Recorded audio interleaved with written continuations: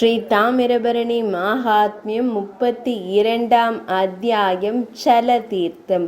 மன்னர் வீரசேனரின் பிரார்த்தனையின் பேரில் சங்க முனிவர் தாமிரபரணி நதியின் கரையில் உள்ள 20 மிகவும் புனிதமான தீர்த்தங்களின் மகத்துவத்தை குறித்து கூறத் தொடங்கினார். துவாபர யுகத்தில் யயாதி மன்னனின் பேரன் வசுமணன் என்ற ஒரு மன்னன் இருந்தான். அவன் முழு பூமியையும் வென்று செல்வத்தை குவித்தான்.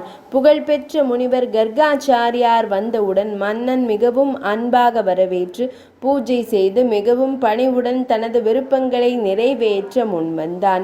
கர்காச்சாரியார் கிண்டலுடன் சிரித்தார். வசுமணன் தனது அதிருப்திக்கான காரணத்தை அறிய பிரார்த்தனை செய்தார். கர்கர் பதிலளித்தார், உன்னிடம் வெறுக்கத்தக்க எதையும் நான் காணவில்லை.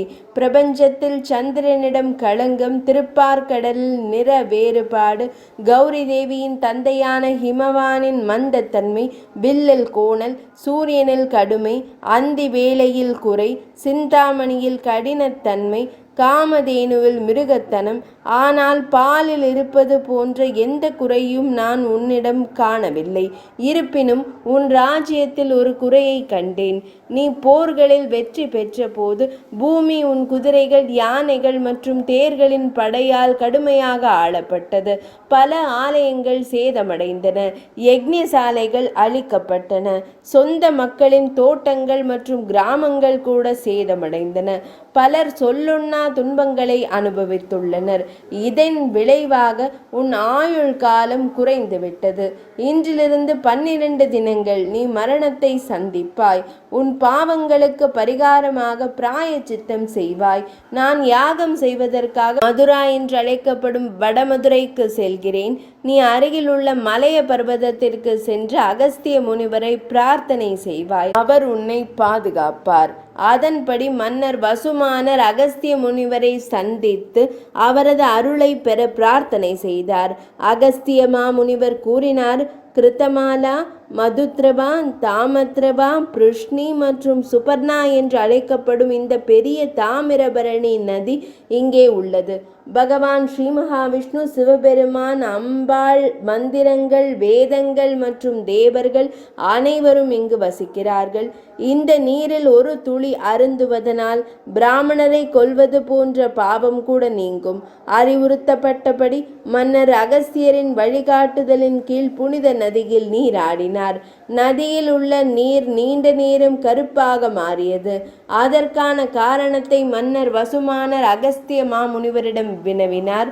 அகஸ்திய மாமுனிவர் தனது பாவங்களிலிருந்து விடுபட்டு விட்டதாக விளக்கினார். அதே நேரத்தில் தண்ணீரில் ஏற்பட்ட சோர்வின் விளைவு மறைந்து அது ஒரு ரத்தினம் போல பிரகாசித்தது. மலர் மழை பெய்தது. ஆகாசவாணி என்று அழைக்கப்படும் அசரீரி வசுமானன் மன்னனுக்கு நீண்ட ஆயுளையும் அனைத்து ஐஸ்வர்யங்களையும் அருளியது. மன்னர் 3 தினங்கள் அங்கேயே தங்கி ஆற்றில் தவறாமல் நீராடினார். நதி கடலில் கலக்கும் வரை நதிக்கரை முழுவதும் தீர்த்த யாத்திரை மேற்கொண்டார். சில மாதங்கள் இப்படியே கழிந்த பிறகு கங்கை நதியின் கரையில் அஸ்வமேத யஜ்ஞம் செய்ய மன்னர் திட்டமிட்டார். அதுவே மிகப்பெரிய நதி என்று அவர் எண்ணினார். அங்கு செய்யப்படும் ஜபம், ஹோமம் மற்றும் தானங்கள் மகத்தான பலனை தரும். அவர் அங்கு சென்று யாகத்திற்காக ஒரு பெரிய ரத்தின மண்டபத்தை அமைத்து மிகுந்த பக்தியுடன் சடங்குகளை செய்தார்.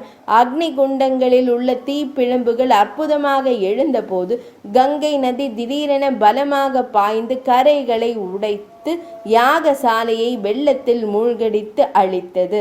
அவரது மனைவி, பிராமணர்கள் மற்றும் அனைத்து பொருட்களும் நீரில் அடித்து செல்லப்பட்டன. மன்னரின் துயரத்திற்கு எல்லையே இல்லை. சிவபெருமானை மகிழ்விக்க அவர் கடுமையான தவம் செய்தார். 1 மாதத்தில் சிவபெருமான் அவர் முன் தோன்றினார்.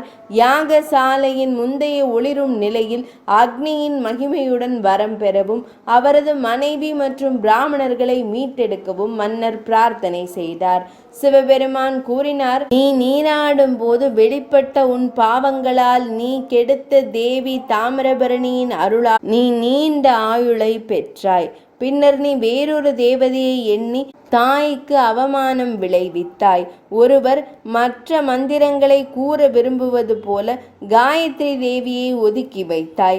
கங்கை, யமுனை, கோதாவரி மற்றும் பிற புனித நீர்கள் இருக்கும் தேவி தாமிரபரணியை அவமதித்தாய்.